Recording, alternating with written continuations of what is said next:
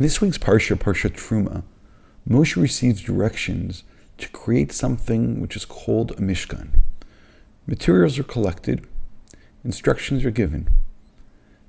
The very idea of creating something which is holy, making holy space, is interesting. It's something which perhaps mankind had never considered before, that holiness is something which can be created on this earth. After the experience at Sinai, we understand where the Jews had experienced en masse this incredible revelation of God. Now there's going to be a place that God will become, quote unquote, accessible. God tells them essentially, if you build it, I will come. Vasuli mikdash v'shachanti b'tocham. One of the first things that we're told about is to build the Aron, and there's a very functional reason for the Aron. The Aron is an ark. When Moshe is going to come down from the mountain with the tablets of stone in hand, there's a really simple problem. What do you do with those tablets? Where do you put them? They're holy. So it seems now to be that there's a logical aftermath or continuation of the revelation at Sinai. God speaks at Sinai. Moshe is invited up the mountain. On the top of the mountain, Moshe is going to be given these tablets of stone, and now he comes down. What do you do with them? And the answer is, you build a Mishkan, and you place them in the ark within the Mishkan. And everything to this point we understand.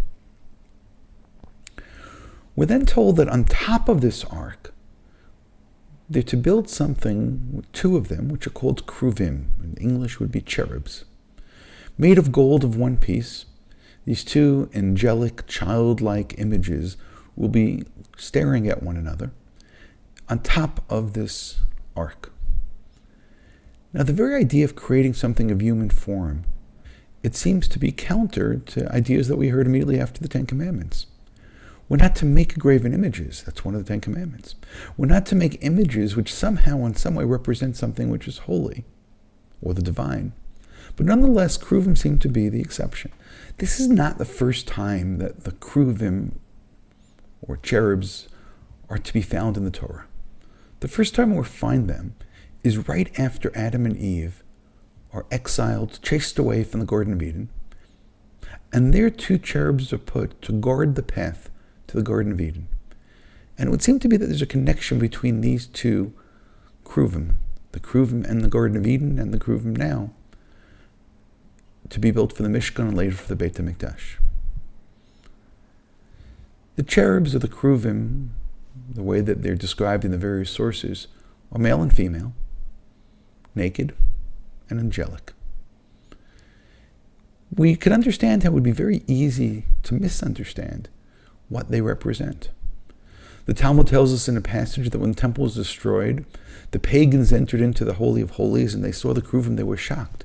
The Jews, who under normal circumstances don't worship any kind of graven image, and there they find in the Holy of Holies the graven image. They find the Keruvim. And they drag them outside, and the language which is used in the Talmud is they cheapened it.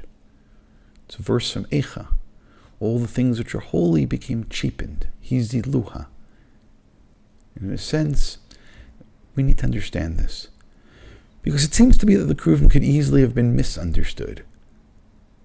But let's go back to the connection that we saw the Garden of Eden. When Adam and Eve lost their innocence, and they're chased out of the Garden of Eden, it would seem to be that in their place are the Keruvim. Which means the Keruvim, which are naked, innocent looking, actually represent Adam and Eve before the sin. Which means when the Kohen Gadol, Aaron, will enter into the Holy of Holies, he's going to see an image of something not which is divine in the sense that it represents God, quite the opposite. It represents the divine image in man. It represents Adam and Eve before the sin. It represents man at their apex, which means Adam and Eve are replaced by the Keruvim because the Keruvim represent Adam and Eve who themselves became jaded. They were changed, and they lost somewhat of their spark. So part of the tshuva process, part of the process of healing ourselves, is that we need a representation of what we can really be. This representation is easily misunderstood, and therefore it's put away inside the Holy of Holies. Only the Kohen Gadol on the holiest day of the year would go inside and take a look, and there he would see the potential of man. Coming outside, he and the other Kohanim would teach the people. Teach them about what we could be. Teach them what we should be, inspired by what we were.